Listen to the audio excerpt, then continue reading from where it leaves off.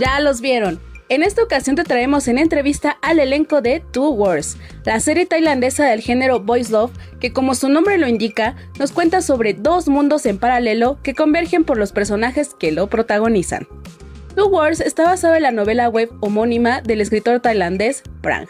La historia, llena de fantasía, protagonizada por nuestros 5 invitados, Max, Nat, Gon, Mon y Pak, nos cuentan la historia de Cram y Pupa. Ambos desarrollan sentimientos mutuos, pero este último fallece. Cram debe enfrentar la pérdida de un ser querido, pero decide ir al mágico Moon Pool, un estanque donde los muertos pueden resucitar, según la leyenda. Al caer en él, viaja en un mundo paralelo, casi idéntico al suyo, donde Pupa sigue vivo. Decidido a salvarlo, tiene que pedir ayuda a Tai, personaje interpretado por Max, en donde su intento por salvar a su antiguo enamorado hará que se acerque aún más a su nuevo compañero presente. Max y Nat son actores bastante conocidos en Tailandia y también en Latinoamérica, ya que han creado una de las parejas icónicas dentro del género BL. Ambos han participado juntos casi desde su debut en What Are You, The Series en el 2020, Destiny en el 2021, Cutie Pie en el 2022, y en su más reciente trabajo, Neary Babe en el 2023, entre muchos otros más.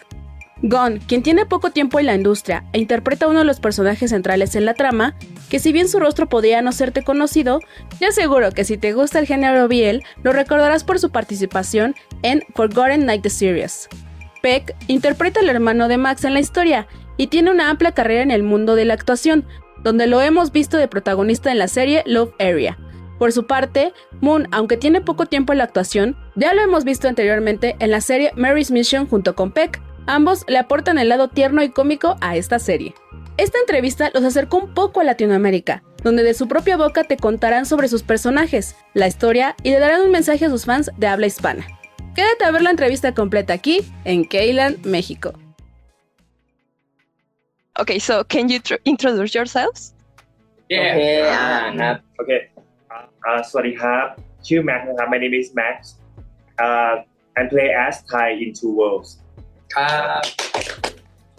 Hello, my name is Natasi and I play as Cram in Two Worlds. ครับ สวัสดีครับ ผม Hi my name is Gan and play as Pupa in Two World ครับ Hey, hello, my name is Park. I play as Zhao in Two Worlds. Hello my name is Mon play as I play as Wayu Perfect. Nice to meet you guys. How are you today? I'm good. Very good. Yeah, good. Are you excited? Feeling excited to interview with Keilan Mexico. yeah Perfect. Yeah, that. Well, I'm very excited for today's interview because it was very requested by your Latin American fans. Oh, they are. I wanna know yeah Okay, so the first thing that I want to ask you is, I know that a story is based on a book or a novel. So Okay, why yes. you were interested in participating in the series? ครับตอนแรกครับผมก็คนที่ชื่อเจมส์นะที่เป็นหนึ่งในผู้จัดนะครับผมก็ได้มาหาแม็กกับนะครับผมก็มาเล่าเรื่องย่อให้ฟังคร่าวๆครับว่าเนื้อเรื่องจะเป็นประมาณนี้เนื้อมาจากนิยายเรื่องนี้แล้วก็ได้รับความสนใจอย่างมากเลยนะครับก็ทำให้แบบเหมือนพวกเราสนใจมากนะเพราะว่าในตัวของเนื้อเรื่องต่างๆมีความน่าสนใจมีความแฟนตาซีแล้วก็เป็นแนวที่เรายังไม่เคยได้มีประสบการณ์เล่นแบบนี้มาก่อนครับ ใช่ครับซึ่งพอพี่เจมส์ได้ลองมาเล่าให้พวกเราฟังแล้วพวกเราก็แบบตื่นเต้นแล้วก็สนใจที่จะอยากจะลองแบบว่าพล็อตนี้กับคาแรคเตอร์แนวนี้เลยครับผมครับก็ถือเป็นโอกาสที่ดีด้วยครับที่ทางพี่เจมส์ได้มาชวนนากับแม็กมาร่วมแสดงใน Two Worlds ด้วยครับผมแล้วก็พอพวกเราได้ไปเจอกับผู้จัดคนอื่นๆด้วยเนอะก็ทำให้ก็ได้ทดลองเล่นอะไรต่างๆก็ทำให้รู้สึกว่าก็ได้ตกลงรับบทเรื่องนี้ครับ ใช่ครับคือพวกเรารู้สึกว่าตัวละครคามกับพี่ไทยเนี่ยมันค่อนข้างแตกต่างกับชีวิตจริงของพวกเราด้วยแล้วก็รู้สึกว่าเป็นบทที่ทำให้เราได้ท้าทายครับผมใช่ให้เราแบบได้ลอง ใช่ครับเป็นแนวใหม่ที่น่าตื่นเต้นแล้วก็อยากลองครับ ใช่ครับ ครับหลังจากที่เขาน่าจะแบบว่าคุยกันตรงนั้นแล้วใช่ไหมครับเขาก็จะมีการแคสติ้งบทภูผาครับผมแต่ว่าผมเพิ่งทราบมาจริงๆแล้วเขาแคสมาหลายครั้งอะไรเงี้ยนานด้วยอะไรเงี้ยครับแล้วก็ มันก็จะมีเหมือนกับเป็นครั้งเหมือนกับครั้งหลังๆแล้วครั้งสุดท้ายแล้วอะไรเงี้ยที่เราจะแคสฟูลขาใช่ไหมครับแล้วซีนี้วันนั้นก็ผมก็ยื่นใบสมัครเข้าไปแคสติ้งตอนที่วันสุดท้ายของการเรียกแคสเวลาสุดท้ายของการรับแคสด้วยครับใช่แล้วแบบถ้าวันนั้นพี่ชมพู่ก็คือพี่ทีมงานนะถ้าพี่เขาแบบไม่เปิดดูเว็บหรือดูอีเมลตอนนั้นนะก็คือผมก็อาจจะไม่ได้เข้ามาแคสครับแล้วหลังจากนั้นก็บังเอิญว่าพอได้แคสก็ได้เข้ามาแคสต่อแล้วก็ได้เล่นครับก็เลยเป็นประมาณนี้ครับ Okay. And for your case, Mon? พี่หมอนครับ อ๋อมากครับ โอ้โหของผมนะครับก็ ตอนแรกก็ไม่คิดว่าเรื่องนี้ผมจะได้เล่นเพราะว่าตอนแรกเขาทำไพลอตไปแล้วแล้วก็คือคิดว่า ตอนแรกจะไม่มีเราอยู่ในนั้น แต่ก็มีผู้ใหญ่ท่านก็มาบอกว่าเนี่ยเราก็ได้เล่นเรื่องนี้ด้วยนะอะไรอย่างเงี้ยแล้วก็ได้รู้ว่าแบบมีพี่แม็กน้องนัทแล้วก็น้องกันก็เล่นด้วยอะไรอย่างเงี้ยเราก็ยิ่งแบบมันน่าตื่นเต้นมากเพราะว่าแต่ละคนก็เป็นคนที่มีฝีมืออะไรอย่างนี้อยู่แล้วมีชื่อเสียงอยู่แล้วก็ดีใจมากครับที่ได้เป็นส่วนหนึ่งของเรื่อง Two World ครับ Okay. So, Park? ครับผมก็สำหรับผมเองนะครับผมก็อย่างแรกเลยก็เนื่องจากซีรีส์เรื่องนี้ทำมาจากนิยายใช่ไหมครับแล้วตัวผมเองก็รู้แหละว่าเฮ้ยมันทำมาจากนิยายแล้วก็มีผู้ใหญ่เรียกไปแคสก่อนครับแล้วก็เราได้รู้มากกว่าเดิมอีกว่าเฮ้ยเราต้องแบบลองแคสคู่กับพี่ม่อนอะไรเงี้ยแล้วเราก็แบบมีความดีใจมากที่แบบโอเคเราได้มาเข้าคู่กับพี่ม่อนอะไรเงี้ยครับคือส่วนตัวผมเองผมรู้สึกว่าบทของเจ้าเองอะครับมีความท้าทายซึ่งมันมีความแตกต่างจากตัวของผมเองความจินตนาการในตอนแรกของตัวบทอะครับมันแตกต่างจากตัวผมมากมันเหมือนกับแบบว่าเฮ้ยมันเป็นความท้าทายใหม่นะที่เราจะแบบไม่เคยเจอคาแรคเตอร์แบบนี้เลยก็เลยแบบเฮ้ยอยากลองพิสูจน์ตัวเองแล้วก็ลองแคสดูก่อนว่าได้หรือไม่ได้อะไรเงี้ยครับสิ่งที่เราคำนึงหรือว่าสิ่งที่เราคิดมากที่สุดคือเฮ้ยเราจะได้ว่าเปล่านะอะไรเงี้ยแล้วยิ่งเรารู้ว่าเฮ้ยพี่แม็กน้องนัทเล่นเรื่องนี้อะไรเงี้ยแล้วเราต้องเป็นมือขวาของพี่แม็กเองเนี่ยครับยิ่งทำให้เรารู้สึกแบบเฮ้ยอยากเจอความท้าทายนี้อยากลองเล่นกับพี่แม็กดูเล่นกับน้องนัทดูอะไรอย่างเงี้ยครับก็ดีใจที่ได้มาเล่นใน Two Worlds ครับแล้วก็ดีใจที่ทุกคนชื่นชอบซีรีส์เรื่องนี้ครับผม Well, that's for sure. Thank you. A lot of people are enjoying the series right now. So in Latin America, in Mexico especially. So you did a great work, really, with the casting also. Thank you. Thank you so much. Yes. Yep. So why do you think that the public must watch this series in case that the fans or the people who are watching this interview haven't watched it? So this is your time to make like a commercial. ก็จริงเรื่องนี้อย่างแรกเลยครับผมเราถ่ายทำ outdoor กันซะส่วนมากเลยของเรื่องนะครับก็มีเป็นได้เห็นธรรมชาติที่สวยงามแล้วกันครับของที่นี่ของประเทศไทยนะครับผมแล้วก็เป็นซีรีส์แนวใหม่ครับที่มีทั้งความแฟนตาซีเข้ามาด้วยนะครับผมแล้วก็มีแอคชั่นด้วยครับแล้วก็ดราม่า ใช่ครับดราม่าด้วยแล้วก็โอเคครับมีครบรสเลยครับผมแล้วก็มีนักแสดงรุ่นใหญ่ๆครับรุ่นใหญ่ที่เข้ามาสร้างสีสันให้กับซีรีส์เรื่องนี้ครับผมใช่อันนี้เป็นหนึ่งปัจจัยเหมือนกันครับเราแปลก่อนก็ได้ครับผมมีปัจจัยอะไรอีกผมว่าพล็อตของเรื่องก็ค่อนข้างน่าสนใจมากๆด้วยครับกับการที่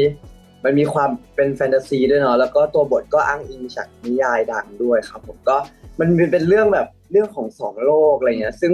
มันจะมีความสับสนในที่ตัวละครจะต้องซับซ้อนด้วยในเรื่องความสัมพันธ์เนี่ยครับแบบ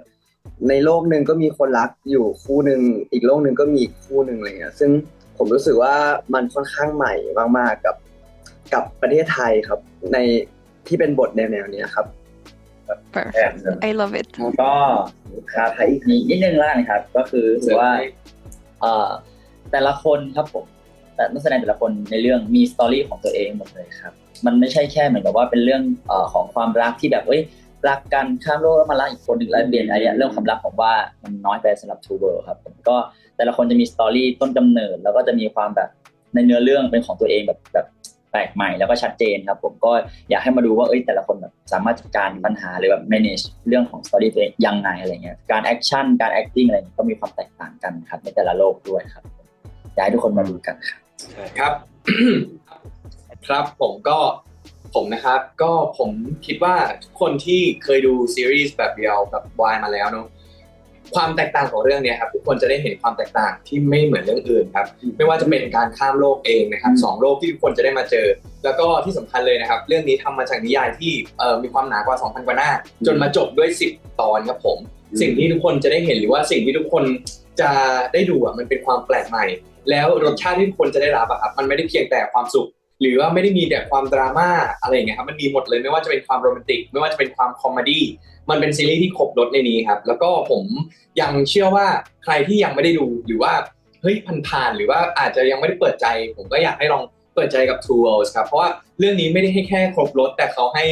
มากกว่านั้นคือการสอนหรืออะไรต่างๆครับอย่างเรื่องของพ่อสอนลูกความรักของพ่ออะไรอย่างเงี้ยครับแล้วก็ยิ่งไปกว่านั้นคือสถานที่การถ่ายทำครับแน่นอนว่าทุกคนจะเห็นสถานที่ท่องเที่ยวของประเทศไทยเยอะมากที่บางทีพวกผมเองก็ไม่เคยได้ไปครับแล้วก็สวยนึกว่าอยู่ในนิยายนะสวยมากแบบความเขาได้มีการโปรโมทป่ะไม่ใช่โปรโมทครับใช่เดี๋ยวแป๊บนึงนะครับผมก็เป็นความที่แบบว่าเหมือนแบบความสวยงามของธรรมชาติอะไรเงี้ยครับผมที่เราจะได้ดูในเรื่องนี้ครับมันยังมีอีกตอนนี้รอ EP 8 9 10ที่ทุกคนจะได้เห็นความตื่นเต้นอะไรอันนี้เยอะมากใครที่ดูตรงนี้อยู่แล้วก็อยากจะลองดูก็อยากเชิญชวนให้ทุกคนมาดู Two Worlds กันครับผมแล้วมั่นใจว่าทุกคนจะชอบแล้วตื่นเต้นไปกับมันครับก็บอกว่าทุกคนได้พูดไปหมดแล้วทั้งแฟนตาซีความครบรสสถานที่ที่สวยงามทางแบบว่าในประเทศไทยหรือว่าที่ทุกคนยังอาจจะยังไม่เคยเห็นจริงๆมันไม่ได้มีแค่นี้นะในประเทศไทยจริงๆมันมีอีกเยอะมากสถานที่ที่สวยงามที่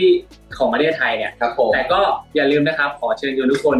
ให้มาดู Two Worlds เปิดใจนะครับให้มาดูพวกเราด้วยแล้วรับรองว่าพวกคุณจะหลงรักพวกเราแน่นอนครับโอเคครับ Perfect. Thank you guys. I love it. One of the most wonderful things of the series that I really loved is that it's not a typical BL story, right? As you said before. And I really want to visit Thailand because it's a wonderful place that where you record it. So it's been wonderful. Please come to Thailand.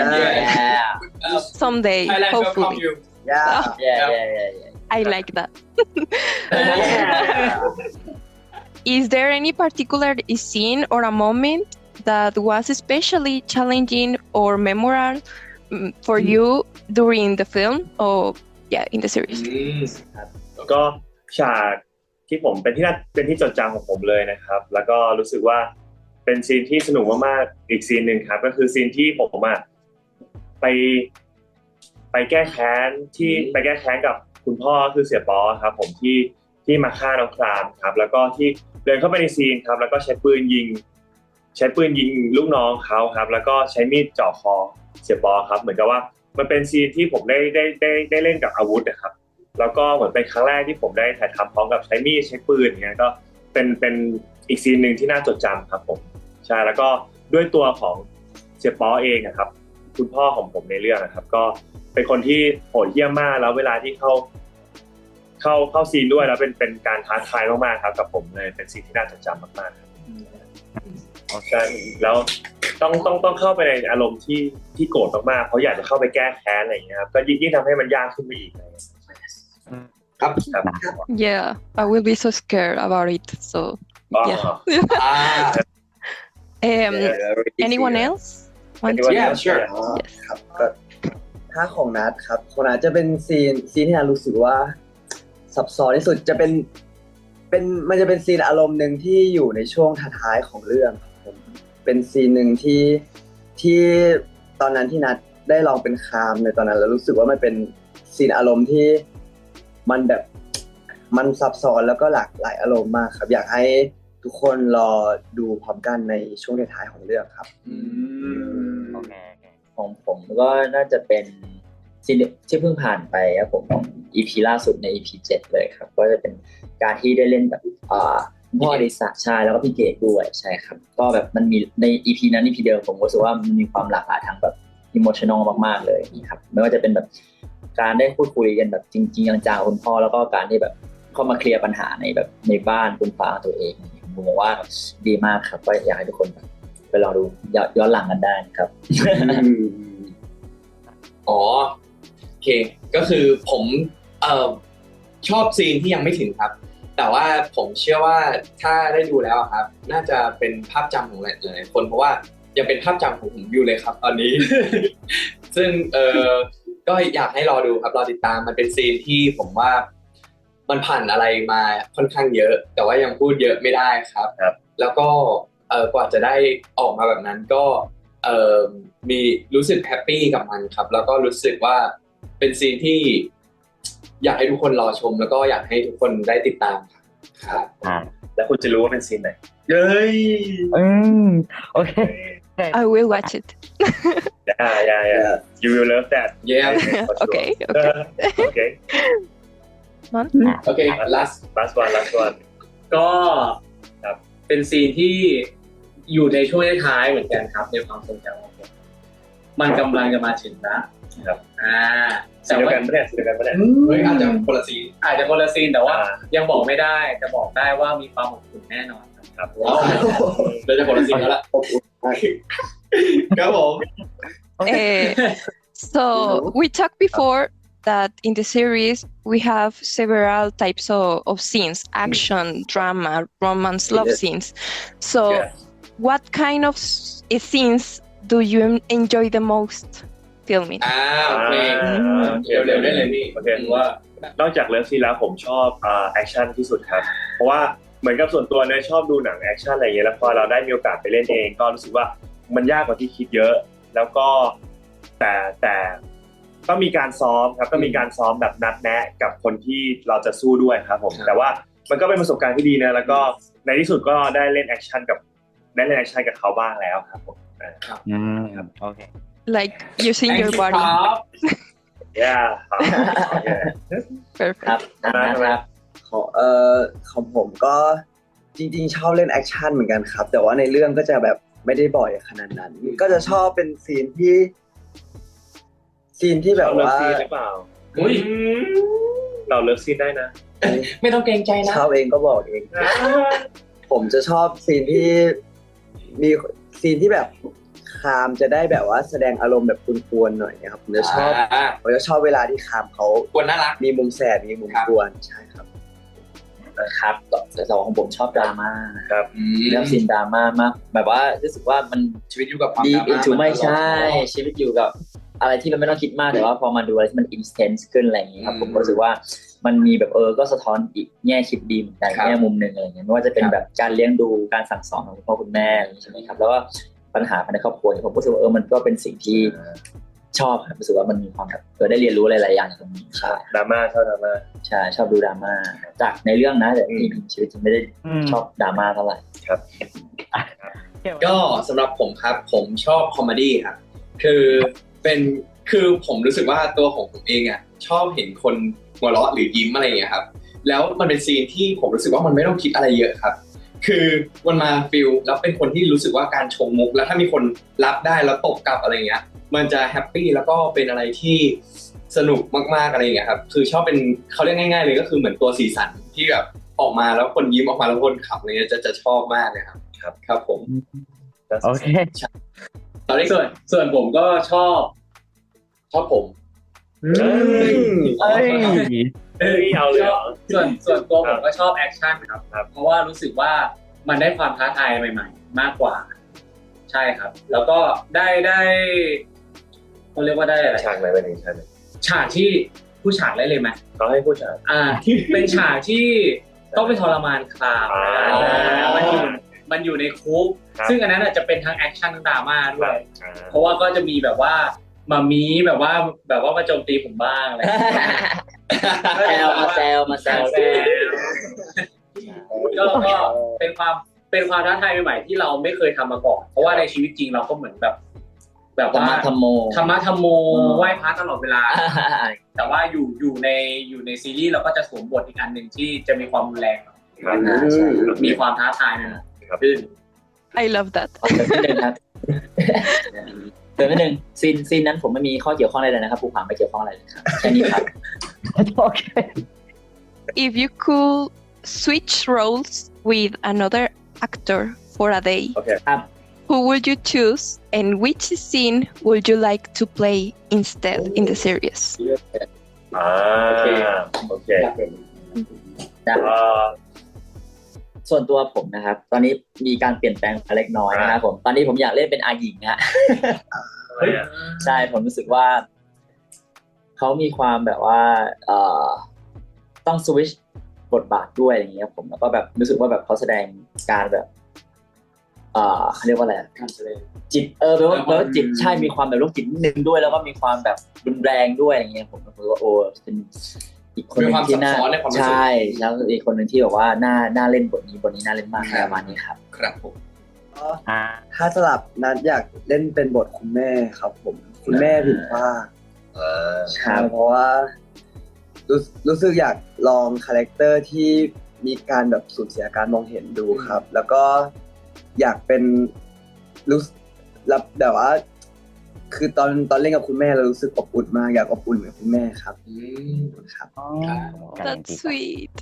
I love จ้า it. ครับ Thank you ครับส่วนผมอยากเล่นเป็นเสี่ยปอครับ ก็คือเล่นเป็นคุณพ่อของตัวผมครับ เพราะว่ามีค่อนข้างที่จะหัวรุนแรงมากๆเนอะแล้วก็ได้แสดง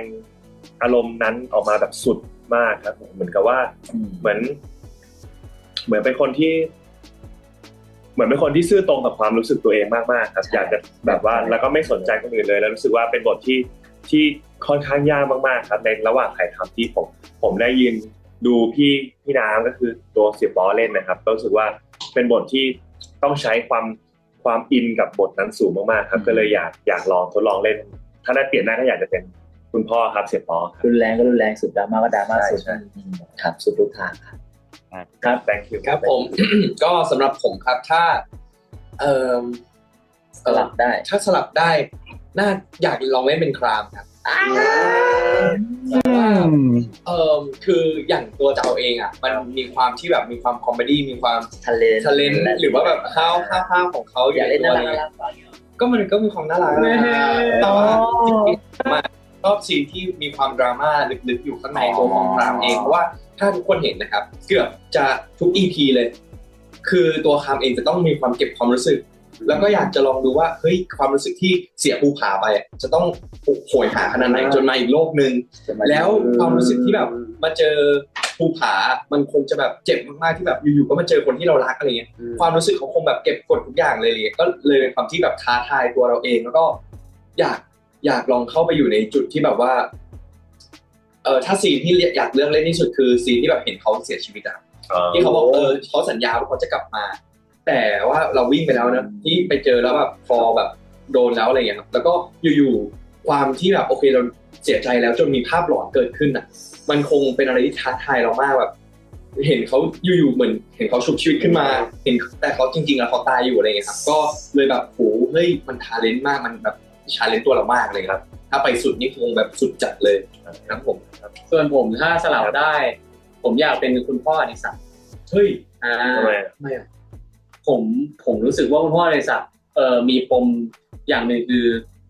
เขารู้ตั้งแต่แรกแล้วว่าตอนเด็กว่าภูผาไม่ใช่ลูกของเขามันมีความยากในการแบบการเลี้ยงดูตั้งแต่เล็กยันโตนะเพราะว่าหนึ่งไม่ใช่ลูกของตัวเองมันทำใจลำบากนะพอโตขึ้นก็ต้องมายกบริษัทให้มันเป็นความผูกพันที่ผมว่าคือมันพูดได้หลายแบบงั้นไอ้การตายเลยแล้วกัน แล้วก็แบบว่าทั้งที่ไม่ใช่ลูกแท้ๆแต่ว่าก็ไม่ยอมยกมรดกให้กับอาหญิงซึ่งเป็นน้องสาวแท้ๆของตัวเองแต่ว่ายกให้แบบว่าลูกที่ไม่ใช่ลูกจริงแต่ว่าก็ที่แบบรักเหมือนลูกจริงๆเพราะมันเป็นความผูกพันที่แบบมันลึกซึ้งพูดยากเหมือนกันนะแล้วก็แบบว่ายิ่งเจอตอนที่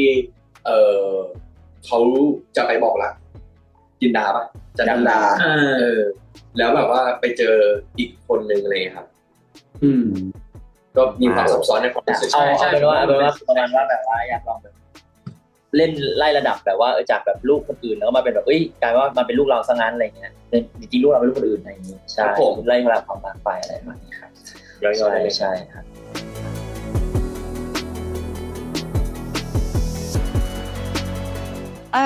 Always in my interviews, I try to teach, in this case you, some phrases and words in Spanish, so you can communicate with your Latin American fans and to express all the love that you have. Okay. Okay.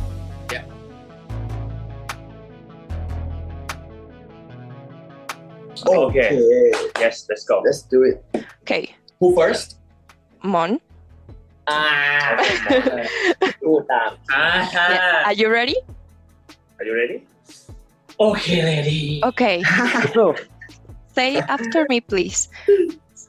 Por favor, For the flower, vean, Perfect. Then friend, vean, wake and por favor, for the flower, vean. wake and. Perfect. อ่า อ๋อ Okay? Yeah, we'll say it. Remember it, please. Remember it. Okay? Remember that. โอเค Okay, จำ so ไว้นะ back. ครับ Yes, yes, Yes, are you ready? yes. Yes. Nuestra, Nuestra. นูเอสตา Siri. nuestra Nuestra. Nuestra. serie, Serie. serie, Serie. more or less, Serie. yes, kind of. Okay, are you sure? You are okay? Are you sure? ไหนลองเลย Okay. Nuestra. Serie. Perfect. ว้าว Okay. Max, Okay. เอาอีกนะโอเค ready? Yes. Dos Dos mundos. mundos. Perfect. Uno, dos, tres. Mundos. Yes. Nat, ready? Yes. ครับ Y อี apóyennos. Apóyennos. Perfect. Apóyennos. Apóyennos. Perfect. Love it. เย้ ใช่โอเค And Gan, โอเค ready? Is the easiest, okay? Yes. Los Los amamos. amamos อ่า Perfect. Okay. ต่อ Love it. Together. Okay, Together. yeah, Are you ready? together.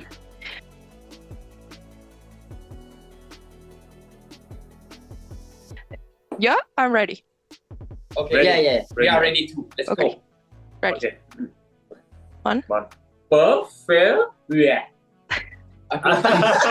อเคเย้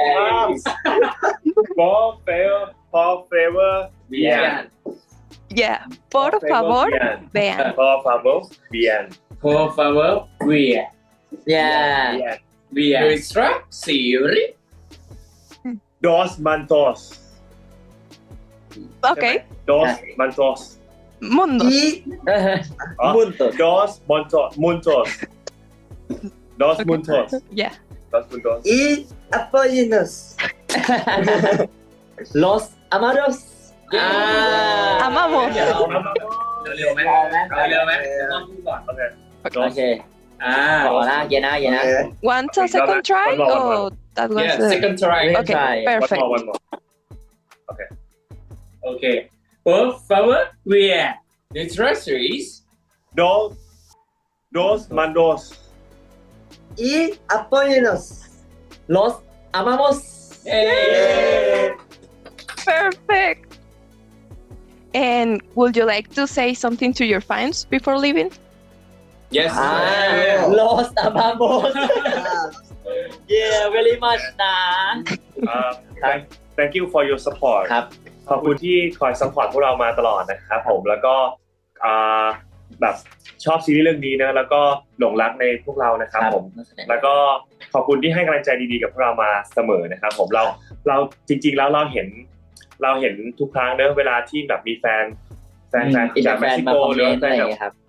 ใช่ครับมาคอมเมนต์ต่างๆเนี่ยก็ขอบคุณแล้วก็ซาบซึ้งมากๆที่คอยรักแล้วก็ซัพพอร์ตเรา ใช่ครับขอบคุณมากค่ะ แฟนด้วย amamos ครับผม Mexico fans again ครับฝากนะ Thank you so much for your time, guys. It was a pleasure thank to you. have you here and meet you. And I wish you all the success in the world. And hopefully someday we will have Yeah. another interview in person, Yeah. who we know, in a Oh fan my God. meeting. Okay at Mexico So excited. Hopefully in Mexico. Why not? Yeah. Ah, Thank you okay. so much Thank you so much. Thank you Kaylan and thank you all your support Yeah. Okay. Also, Thank you. appreciate That's all, everything. guys. Goodbye. Yep. Bye bye. See you next time. Bye. Llegamos al final de la entrevista. Si te gustó, no te olvides de compartirla y mencionar a Keylan México en todas las redes sociales. Tampoco te olvides de seguirnos y activar la campanita para que recibas las notificaciones de nuestros videos, porque te traemos más exclusivas preparadas. Ya somos 10,000 personas que ven y siguen a Keylan México, por eso seguimos trayéndote más y más contenido sobre el entretenimiento asiático. Agradecemos a Contuk Production por las facilidades otorgadas para la realización de la entrevista. Y te invitamos a ver Two Worlds en iQIYI, plataforma oficial de su transmisión. También te recordamos seguir a los actores en sus redes y apoyarlos en sus futuros trabajos, que seguramente darán mucho de qué hablar.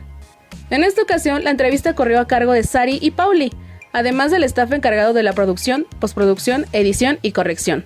En Keylan México agradecemos tu preferencia y esperamos tus likes, comentarios y visualizaciones, ya que nos ayudan a seguir creciendo y mejorando.